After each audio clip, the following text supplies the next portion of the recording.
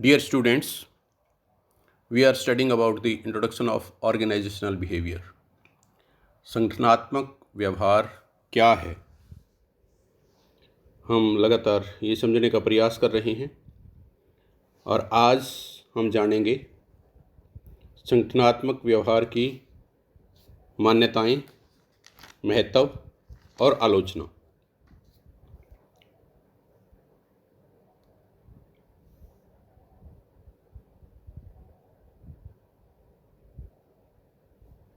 Assumptions of organisational behaviour. जैसे हम economics में एज्यूम करते हैं, मान लेते हैं और उसके बाद कोई थ्योरी समझते हैं। मतलब हर थ्योरी की शुरुआत मान्यताओं से होती है, एजम्पशन से। जैसे कुछ थ्योरीज सबसे पहले ये मान लेती हैं कि मांग में कोई परिवर्तन नहीं होगा, डिमांड स्टेबल रहेगी, या ग्राहकों की रुचि में कोई बदलाव नहीं होगा। इसी तरह से ओबी में भी कुछ मान्यताएं आवश्यक हैं, ज़रूरी हैं, जिनको हमने समझना है। उसके बाद ही हम लोगों के व्यवहार के बारे में कोई विचारधारा विकसित कर सकते हैं। एक लोगों के व्यवहार को जनरलाइज करने के लिए कोई थ्योरीज डेवलप कर सकते हैं। तो ये मान्यताएं हैं। First, related to nature of people.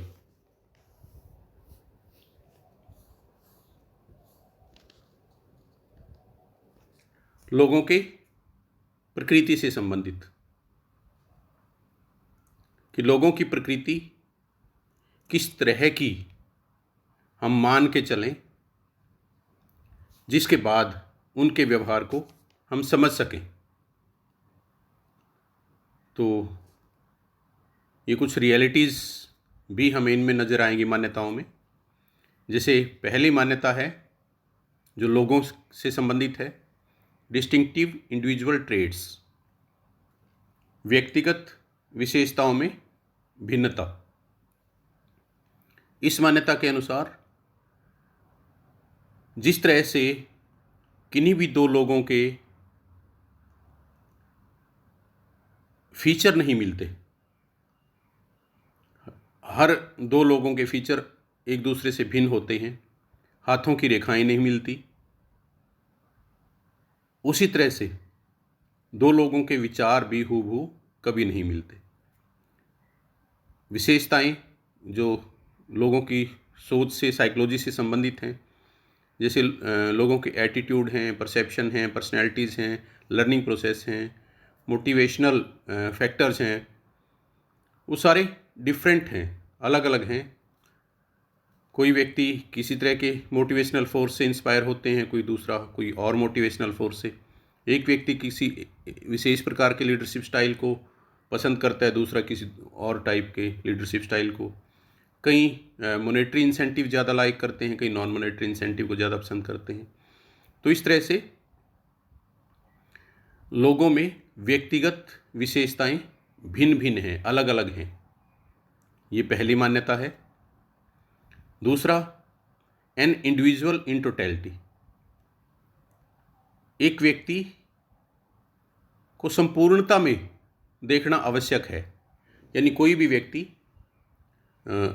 अकेला नहीं होता, उसके साथ उसका परिवार, रिश्तेदार, उसकी बहुत सी ज़रूरतें, बहुत सी परेशानियां जुड़ी होती हैं। तो अगर हम वर्क प्लेस पर किसी व्यक्ति को खुश देखना चाहते हैं तो उसकी पारिवारिक परिस्थितियां भी सामान्य होनी ज़रूरी हैं। अगर परिवार के कोई मेंबर के साथ कोई इंसिडेंट हो जाए, कोई पारिवारिक परेशानी अगर किसी को तंग करे, तो उसका प्रभाव उसके कार्यस्थल पर भी अवश्य पड़ेगा। तो इसलिए एक व्यक्ति को मशीन की तरह नहीं देखना चाहिए। जैसे मशीनें हैं, चल रही हैं, उसकी अपनी स्थिति अगर ठीक है तो बहुत अच्छा काम करती है, अगर उसमें कोई डिफेक्ट आ गया तो उसे ठीक करना पड़ता है। लेकिन व्यक्ति को संपूर्णता में देखना ज़रूरी है, यानी उसके साथ जो जुड़ाव है समाज के जिन वर्गों का, उन सभी का सामान्य होना जरूरी है उसकी संतुष्टि और खुशी के लिए और उसको सामान्य रखने के लिए। तीसरी मान्यता है नो बिहेवियर इज रैंडम। कोई भी व्यवहार अचानक नहीं होता, आकस्मिक नहीं होता। कोई व्यक्ति अगर किसी विशेष तरह का व्यवहार करता है, जैसे कोई गुस्सा करता है, तो वो गुस्सा क्यों किया उसके पीछे कारण मिलेगा अवश्य। कोई व्यक्ति बहुत कड़ी मेहनत करता है तो वो क्यों करता है। हर व्यक्ति का हर व्यवहार के पीछे कारण होता है और उस कारण को जानना बहुत ज़रूरी होता है। तो इसलिए किसी भी व्यक्ति का कोई विशेष व्यवहार अचानक नहीं होता, बिना किसी कारण के नहीं होता। और व्यवहार को अगर समझना है तो उस व्यवहार के पीछे के कारण को भी हमें जानना जरूरी है। देन डिज़ायर फॉर इन्वॉल्वमेंट, भागीदारी की इच्छा। ये मान्यता है ओबी के अंदर कि हर व्यक्ति के अंदर प्रबंध में भाग लेने और प्रबंध के साथ कंधे से कंधा मिला के चलने की इच्छा होती है। हर व्यक्ति अच्छे निर्णय लेने में सक्षम होता है, अच्छी सलाह हर कोई दे सकता है। इसलिए प्रबंध में कर्मचारियों की भागीदारी सुनिश्चित करने से प्रबंध को बहुत ज़्यादा फायदा मिलता है। और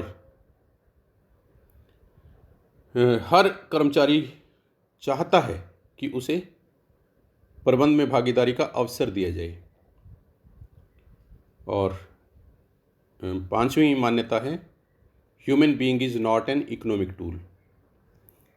जैसा हॉथरॉन एक्सपेरिमेंट में एल्टन माओ नाम के विद्वान ने सिद्ध किया था कि कर्मचारियों के साथ प्रबंधक अगर मानवीय व्यवहार करेंगे, अगर अनौपचारिक संबंध रखेंगे, अगर उनके साथ अच्छे संबंध प्रबंधकों के होंगे तो वो पूर्ण रूप से अभिप्रेरित होंगे, संतुष्ट होंगे, खुश होंगे, दिल से काम करेंगे और उनका मनोबल ऊंचा रहेगा। इसके विपरीत अगर उनको मशीनों की तरह प्रबंधक ट्रीट करेंगे, उनसे ज़बरदस्ती या डरा के धमका के काम लिया जाएगा और उनके साथ प्रबंधकों के अगर संबंध अच्छे नहीं होंगे तो वो नीरस होंगे, परेशान होंगे, हतोत्साहित होंगे और काम में उनका दिल नहीं लगेगा।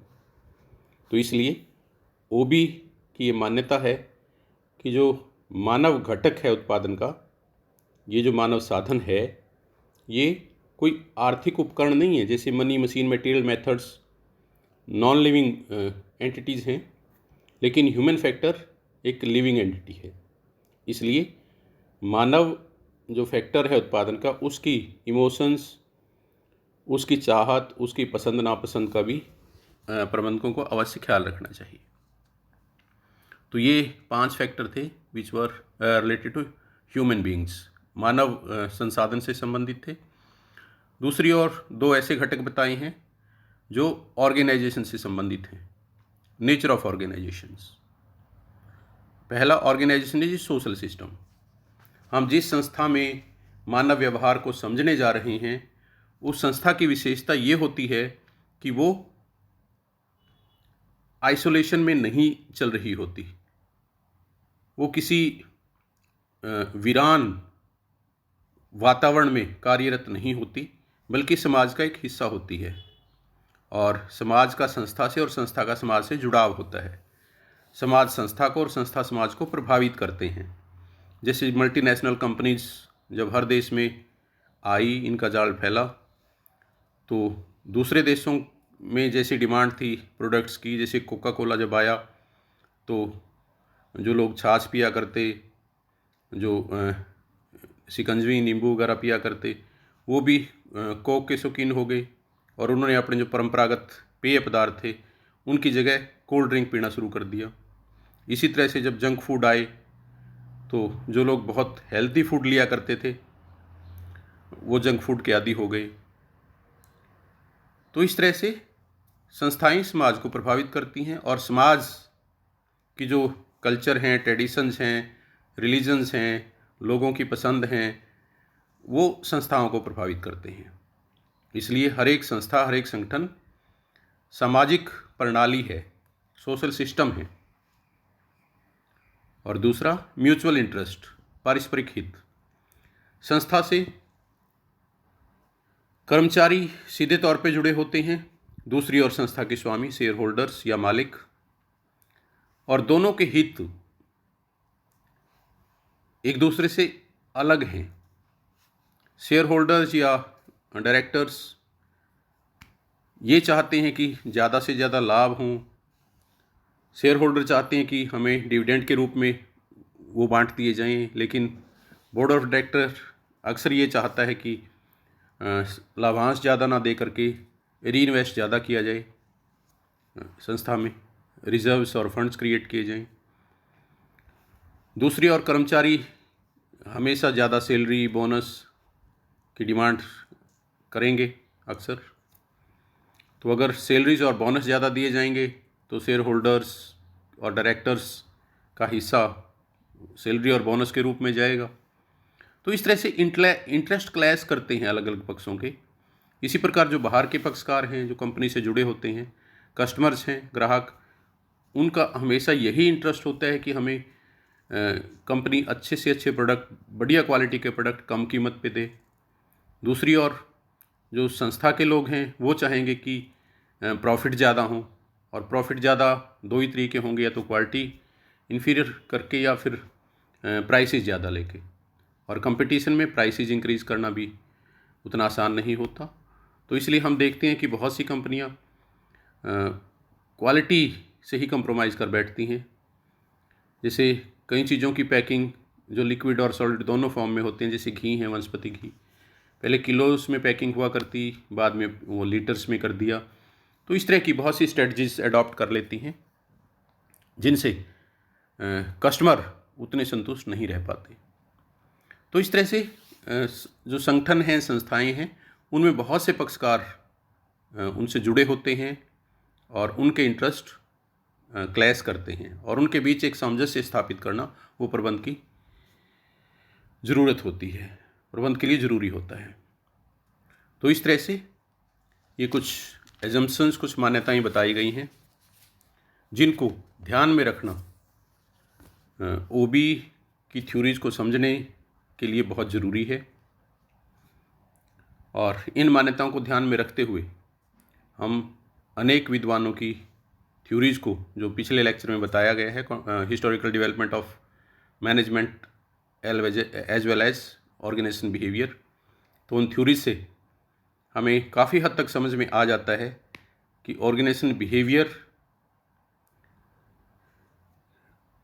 कैसा विषय है, इससे हमें किस तरह का ज्ञान प्राप्त होता है, और इसके बाद हम इसके महत्व से और ज़्यादा जान पाएंगे कि ये विषय आज के दौर में और आने वाले समय में प्रबंधकों के लिए कितना महत्वपूर्ण सिद्ध होने वाला है।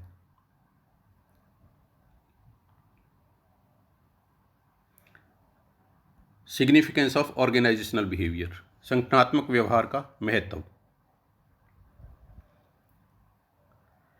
जैसा इसमें जो टॉपिक हम पढ़ते हैं, perception, personality, attitude, learning, group and group dynamics, stress and stress management, तो ऐसे बहुत से टॉपिक हैं जो मानवीय व्यवहार को समझने में हमारी बहुत ज़्यादा मदद करते हैं, और उनका अगर हमें पूर्ण रूप से ज्ञान हो जाए तो हम मानव व्यवहार को ना सिर्फ समझ सकते हैं बल्कि उसका पूर्व अनुमान भी लगाने में सक्षम हो सकते हैं, उसको प्रेडिक्ट भी कर सकते हैं कि अगर ऐसा बदलाव किया तो इस प्रकार का ये बिहेव करेंगे, और इस प्रकार की चेंज आई तो उनका बिहेव ऐसा होगा। और एक स्टेप और आगे, हम उनके व्यवहार को प्रेडिक्ट करने के साथ साथ कंट्रोल करने में भी सफल रहते हैं, क्योंकि पहले ही हम अपनी स्ट्रेटजीज बना लेते हैं, मैनेजमेंट के सभी लोग। तो इस तरह से बहुत से फ़ायदे मैनेजमेंट को ओबी से हैं, ओबी के ज्ञान से, ओबी के अध्ययन से। तो हम एक एक करके इन सभी का आकलन करेंगे। फर्स्ट, अंडरस्टैंडिंग ह्यूमन बिहेवियर, मानव व्यवहार को समझना।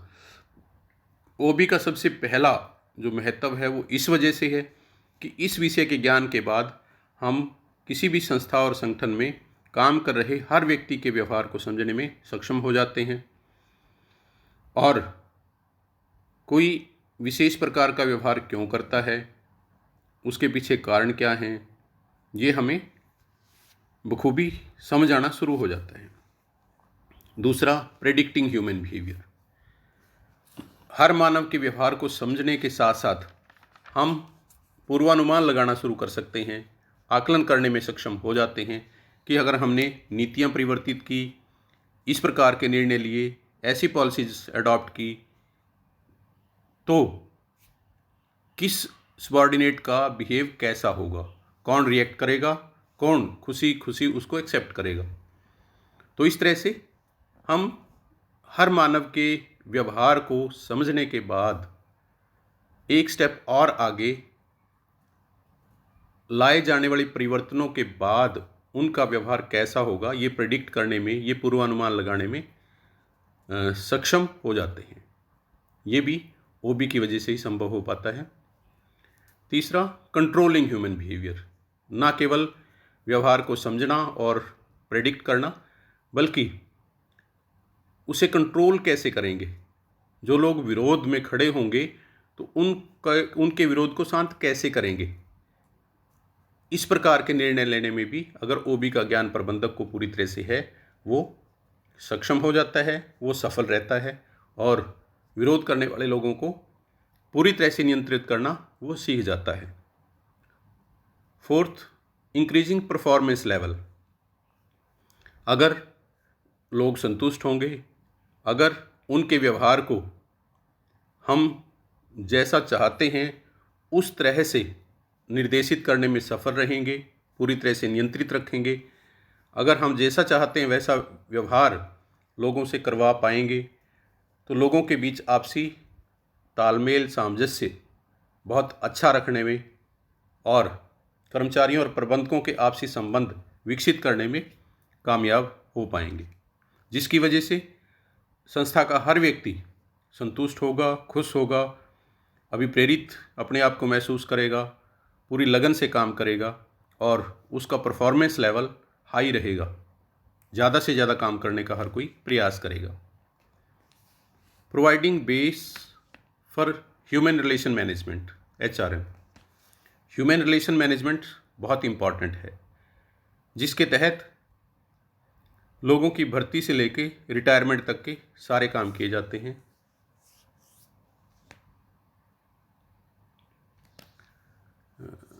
ह्यूमन रिसोर्स मैनेजमेंट में recruitment, selection, training,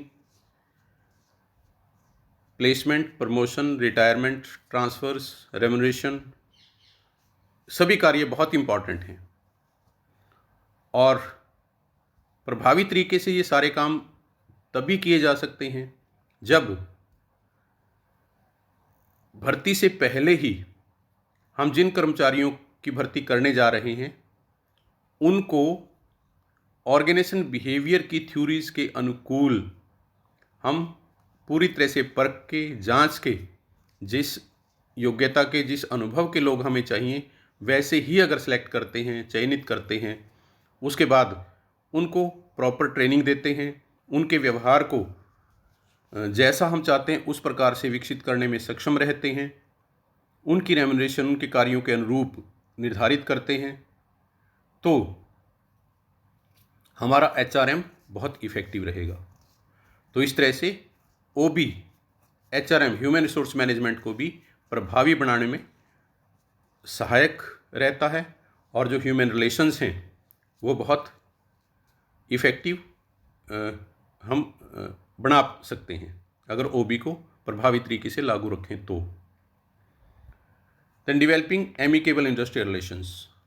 industrial relation, औद्योगिक संबंध से अभिप्राय कर्मचारियों के आपसी संबंध और कर्मचारियों और प्रबंधकों के अच्छे संबंध से है। अगर संस्था के लोग संतुष्ट होंगे तो ही उनके संबंध मधुर होंगे, तो ही आपसी संबंध उनके बहुत अच्छे होंगे। लेकिन जो कर्मचारी असंतुष्ट रहेंगे तो वो ना तो प्रबंधकों को पसंद करेंगे और ना ही अन्य कर्मचारियों के साथ उनके संबंध अच्छे होंगे। तो इसलिए ऑर्गेनाइजेशन बिहेवियर लोगों को संतुष्टि प्रदान करता है, लोगों के व्यवहार को मैनेजमेंट जैसा चाहती है उस प्रकार से परिवर्तित करने में सक्षम होती है, सफल रहती है, जिस वजह से लोगों के आपसी संबंध कर्मचारियों के साथ और अधिकारियों के साथ, सबके साथ बहुत मधुर, बहुत अच्छे रहते हैं। इसलिए औद्योगिक संबंधों का विकास भी ओबी में ही निहित है। Then developing human skill. Skill गुण को कहा जाता है जो किसी व्यक्ति को कोई काम करने के लिए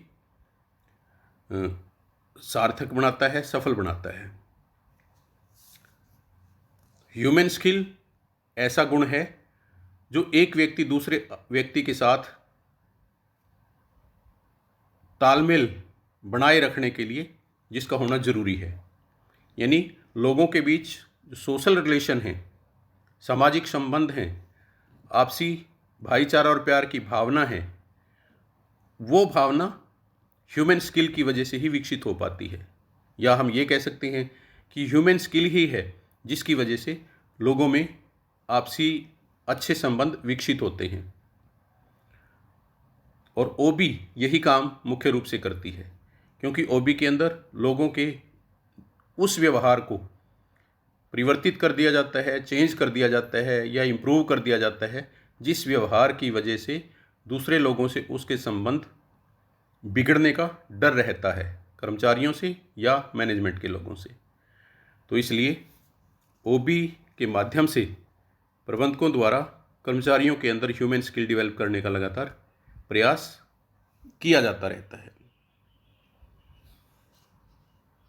making possible the optimum use of resources. संस्था के अंदर जो 5 साधन उत्पादन के लिए इकट्ठे किए जाते हैं, man, money, machine, material, methods, इनमें 4 साधन निर्जीव हैं। मनी, मशीन, मटेरियल, मेथड्स, इनका प्रयोग ह्यूमन फैक्टर द्वारा ही किया जाता है।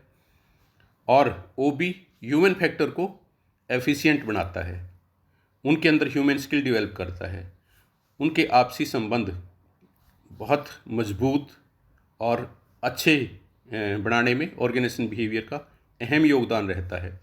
संस्था के अंदर शांति, भाईचारा, आपसी लगाव और हर किसी के अंदर काम के प्रति लगन ओबी के द्वारा पैदा की जाती है, जिसकी वजह से लोगों द्वारा स्वयं तो जी तोड़ मेहनत से बहुत अधिक परिश्रम किया ही जाता है, दिल से काम करते हैं। उसके परिणाम स्वरूप जो अन्य साधन हैं, मनी, मशीन, मटेरियल, मेथड्स, उनका भी अपने आप ही अधिकतम उपयोग होना शुरू हो जाता है। अगर मानव संसाधन संतुष्ट नहीं होगा, खुश नहीं होगा, उनका आपसी लगाव नहीं होगा, आपस में ही अगर द्विद्वेष बहुत अधिक होगा, कड़वाहट होगी, रिलेशन अच्छे नहीं होंगे, तो लोग काम दिल से नहीं करेंगे, परेशान रहेंगे, उदास रहेंगे और कम काम करने की वजह से अन्य साधन भी बेकार रहेंगे। पैसा हो या मशीनें हो या अन्य सभी साधन, उनका प्रॉपर उपयोग नहीं हो पाएगा। तो इसलिए ओबी लोगों के अंदर आपसी अच्छे संबंध, माधुर्य, भाईचारा और अभिप्रेरणा की भावना पैदा करके सभी साधनों का अधिकतम उपयोग करने में प्रबंधकों की मदद हमेशा करता है। Then improving organisational effectiveness. संस्था में अच्छा वातावरण विकसित करना। संस्था का वातावरण 2 ही तरह का हो सकता है, पॉजिटिव या नेगेटिव, पेसिमिस्टिक या ऑप्टिमिस्टिक। ऑप्टिमिस्टिक तब होगा, आशावादी तब होगा जब संस्था में काम करने वाले सभी लोग आशावादी होंगे, सभी दिल से काम करेंगे, सभी काम के प्रति पूरी तरह से अभिप्रेरित होंगे। और ये तभी संभव है जब प्रबंधक ऑर्गेनाइजेशन बिहेवियर के माध्यम से हर व्यक्ति के बिहेवियर को लगातार पढ़ते रहेंगे, जानते रहेंगे, समझते रहेंगे और जहाँ कमी आती है उसको दूर करते रहेंगे। अन्यथा संस्था में कुछ लोग पेसिमिस्टिक नेचर के हो जाएंगे, निराशावादी हो जाएंगे और संस्था का जो माहौल है, वातावरण है, वो नेगेटिविटी की तरफ बढ़ना शुरू हो जाएगा। तो इसलिए जो ऑर्गेनाइजेशनल इफ़ेक्टिवनेस है, ऑर्गेनाइजेशनल इन्वायरमेंट है, उसको इम्प्रूव करने में भी ओबी लगातार प्रबंधकों की मदद करता है। और लास्ट है इम्प्लीमेंटिंग चेंजेस अनअपोज्ड, परिवर्तनों को बिना विरोध के लागू करवाना। परिवर्तन कष्टदायक होते हैं, बहुत से परिवर्तन ज़्यादातर कर्मचारियों को सूट नहीं करते, वो उनका विरोध करते हैं, क्योंकि मनुष्य जैसा रूटीन फॉलो करता है, जिस तरह की कार्यशैली एक बार अपना लेता है, वो उसमें कंफर्ट महसूस करता है, आराम महसूस करता है और उसे अपने अनुकूल मानता है। तो इसलिए परिवर्तन का विरोध स्वाभाविक होता है, लेकिन ओबी हर व्यक्ति के व्यवहार को समझने, प्रेडिक्ट करने और उसको कंट्रोल करने के में सक्षम बना देती है मैनेजमेंट के लोगों को। इस वजह से हर प्रकार के परिवर्तन को बिना विरोध के मैनेज करने में प्रबंधक सफल रहते हैं। तो इस तरह से ये बहुत से महत्व हम ओबी के व्याख्यान कर सकते हैं, बता सकते हैं, लेकिन इन महत्वपूर्ण बातों के साथ साथ कुछ विद्वानों ने ओबी को क्रिटिसाइज़ भी किया है, और क्रिटिसिज्म होता भी ज़रूरी है, क्योंकि क्रिटिसिज्म नहीं तो डेवलपमेंट नहीं, विकास के लिए आलोचना ज़रूरी है। इसलिए हमें ओबी की क्रिटिसिज्म क्या हैं, या इसके नेगेटिव पॉइंट्स क्या हैं, या इसकी कमियां क्या हैं, उनका अध्ययन करना भी आवश्यक है।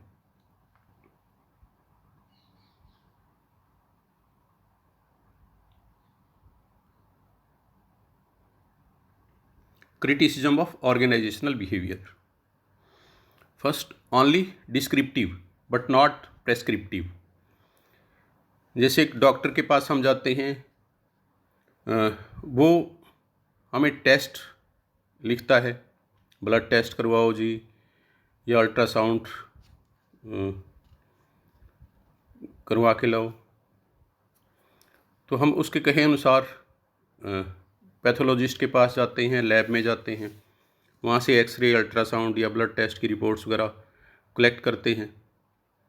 तो उसके बाद उनके आधार पे डॉक्टर हमारी बीमारी को डिटेक्ट करके उसका ट्रीटमेंट शुरू करता है, और वो जो स्लिप हमें देते हैं उस पर प्रेस्क्रिप्शन लिखा होता है, निर्देश कि आपने ऐसा खाना है, ऐसा नहीं खाना, ये परहेज़ रखनी है, ये टेबलेट मेडिसिन इस तरह से लेनी है, यानी बीमारी किस तरह ठीक होगी उसके लिए निर्देश दिए होते हैं। तो जैसा हमने विशेषताओं में पढ़ा कि ओबी एक पैथोलॉजिस्ट की तरह है, एक लैब की तरह है। ये बीमारी क्या है, उसके कारण क्या हैं, ये तो इससे हमें समझ आ जाता है, लेकिन उसका निवारण, उसको किस प्रकार से ठीक किया जाए, ये मैनेजमेंट द्वारा ही किया जाता है। ओबी सिर्फ पैथोलॉजिस्ट की तरह सलाह देती है, डॉक्टर की तरह मैनेजमेंट उस कमी को दूर करती है। तो इसलिए ओबी की जो पहली आलोचना है वो इस आधार पर विद्वानों द्वारा की गई है कि ये सिर्फ वर्णन करती है, एक्सप्लेन करती है व्यवहार को, डायरेक्शंस ऐसी नहीं देती कि इस व्यवहार को सुधार इस प्रक्रिया के द्वारा हम करें, यानी सुधार करने का काम वो भी नहीं करती। Second, unwanted stress on human relations, मानवीय संबंधों पर ज़रूरत से ज़्यादा जोर, क्योंकि ओबी में एक ही बात पर जोर दिया गया है, behaviour of human beings, relations of human beings. इनके अलावा किसी और बात की ओर, चाहे दूसरे संसाधन हैं, मनी, मशीन, मटेरियल, मेथड्स, या मैनेजमेंट द्वारा किए गए कार्य हैं, उनकी ओर अभी ओबी में कोई ऐसे टॉपिक नहीं हैं जो संस्था के अंदर कार्यरत बाकी शक्तियों की ओर भी ध्यान केंद्रित करें। तो दूसरी आलोचना इस कारण भी की गई है कि सिर्फ human relations, human factor, human behaviour, इसी बात के इर्द गिर्द जो ओबी की सारी थ्योरीज घूम रही हैं, जो कि ज़रूरत से ज़्यादा जोर इस विषय पे दिया गया मानते हैं कुछ विद्वान। तीसरे, not the final answer of problems, समस्याओं का कोई अंतिम समाधान ओबी में नहीं मिलता। समस्याओं का पता चल जाता है, कमियों का पता चल जाता है, किसका व्यवहार ठीक नहीं है, कितना ठीक नहीं, क्यों ठीक नहीं, इन चीज़ों का पता चल जाता है। लेकिन व्यवहार के सुधार करने की प्रक्रिया ओबी में नहीं मिलती। औद्योगिक अशांति क्यों है, बेरोजगारी देश में इतनी ज़्यादा क्यों है, बहुत से ऐसे मुद्दे हैं जिनका जवाब ओबी में नहीं है। Ignorance of employees interest, organisation behaviour में इस बात पे जोर दिया जाता है कि लोगों के व्यवहार में कमी पता करें, उनको सुधारें, ताकि मैनेजमेंट ज़्यादा से ज़्यादा कार्य लोगों से ले सके। लेकिन कर्मचारियों के हित क्या हैं, लीडरशिप स्टाइल बढ़िया कौन सा होना चाहिए, कम्युनिकेशन सिस्टम को कैसे इम्प्रूव किया जाए, मोटिवेशनल फोर्सेस बढ़िया कैसी हों, यानी कर्मचारियों के हित की बातों की ओर ओबी का भी उतना रुझान नहीं है। इस आधार पे भी इसे क्रिटिसाइज़ किया जाता है। अनअफेक्टेड इंडस्ट्रियल अनरेस्ट, औद्योगिक शांति बेअसर। 1950 के बाद ओबी की थ्योरी डेवलप की जा रही है, उसे प्रैक्टिकली इम्प्लीमेंट करने की भी बड़े उद्योगों द्वारा भरसक प्रयास किए जा रहे हैं। उसके बावजूद भी जैसा ऑर्गेनाइजेशन बिहेवियर के अंदर माना जाता है कि औद्योगिक शांति, आपसी संबंध बहुत अच्छे, या लोग पूरी तरह से संतुष्ट, खुश, जैसी बातें की जाती हैं, वैसा प्रैक्टिकली दिखता नहीं है। उद्योगों में अशांति अभी भी कायम है, जहां ओबी की थ्योरीज को इम्प्लीमेंट किया जा रहा है वहां भी कर्मचारी असंतुष्ट हैं, हड़तालें वहाँ भी होती हैं, मैनेजमेंट का विरोध वहाँ भी होता है। तो इस तरह से ओबी प्रैक्टिकली उतनी असरदार सिद्ध नहीं हो पाई जितना इसकी थ्योरीज में क्लेम किया जाता रहा है। तो इस आधार पे भी ओबी को अभी क्रिटिसाइज किया जाता है। मोर स्ट्रेस ऑन थ्योरी, बहुत से विद्वान ये भी कहते हैं कि ये थ्योरी है, मात्र प्रैक्टिकली उतनी इफ़ेक्टिव नहीं है ओबी। विद्वानों ने अपने विचार दे दिए, लेकिन वो विचार काल्पनिक ज़्यादा हैं और व्यवहारिक कम हैं। और अक्सर हम देखते हैं कि थ्योरी और प्रैक्टिस दोनों में अंतर रहता ही है। वो ओबी के साथ भी है कि इसकी थ्योरीज में जितना परफेक्शन दिखाई देता है, प्रैक्टिकली उतना नहीं अभी ये सब्जेक्ट अपना परफेक्शन सिद्ध कर पाया। तो इस वजह से इसलिए भी इस विषय का अभी क्रिटिसिज्म कर रहे हैं विद्वान कि ये थ्योरी बहुत अधिक है, थ्योरी पे ज़्यादा जोर है, प्रैक्टिकल या केस स्टडीज़ की ओर इस विषय का भी ध्यान नहीं है। और लास्ट है डबल रोल ऑफ मैनेजर्स। जैसे फिल्मों में देखते हैं हम डबल रोल, वैसे ही प्रबंधक हर संस्था में लगभग काफ़ी प्रबंधक ऐसे फिल्मों की तरह डबल रोल करते हैं। यानी वो कर्मचारियों के व्यवहार को इम्प्रूव करने के लिए, उनके एटीट्यूड को पॉजिटिव करने के लिए, उनको काम के प्रति प्रेरित करने के लिए तो बहुत तरह की थ्योरीज का सहारा लेंगे, लेकिन अपने एटीट्यूड को पॉजिटिव करना, अपने आप को पूरी तरह से मोटिवेटेड रखना, उसकी तरफ वो ध्यान कम देते हैं। जैसे कहावत है, हाथी के दांत खाने के और दिखाने के और। तो वो कर्मचारियों के लिए एक आदर्श के रूप में अपने आप को शो करने की कोशिश करते हैं और प्रैक्टिकली होते कुछ और हैं, जिसकी वजह से जो सबॉर्डिनेट्स हैं वो पूरी तरह से उनकी कार्यशैली से प्रभावित नहीं हो पाते। तो ये भी एक कमी है कि ओबी कर्मचारियों के बारे में तो बहुत सी थ्योरीज हमें बताती है, लेकिन अधिकारी अपना एक ही रोल प्ले करें, प्रभावी तरीके से, आदर्श रूप से अधिकारियों के सामने रोल मॉडल के रूप में अपने आप को प्रस्तुत करें, स्वयं के व्यवहार को भी लगातार इम्प्रूव करते रहें, कर्मचारियों के हितों का भी लगातार ज़्यादा से ज़्यादा ध्यान रखें। तो इस बात की ओर अभी ओबी में थ्योरीज उतनी अधिक नहीं हैं। तो ये कुछ आधार हैं जो क्रिटिसिज्म जिनकी वजह से विद्वानों द्वारा किया गया है, और जितने क्रिटिसिज्म होते हैं उतना ही इम्प्रूवमेंट होता है। विद्वान उन कमियों को निकालने के लिए नई थ्योरीज डेवलप करते हैं, और वो भी क्योंकि अभी इन्फेंट स्टेज में हैं, अभी डेवलपिंग स्टेज में हैं।